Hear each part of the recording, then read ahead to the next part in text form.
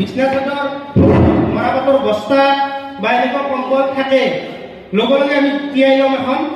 তিয়াই ল'ব লাগিব কিন্তু যদি শুকান থাকে তেতিয়াহ'লে কামটো সিমান ইফেক্টিভ নহয়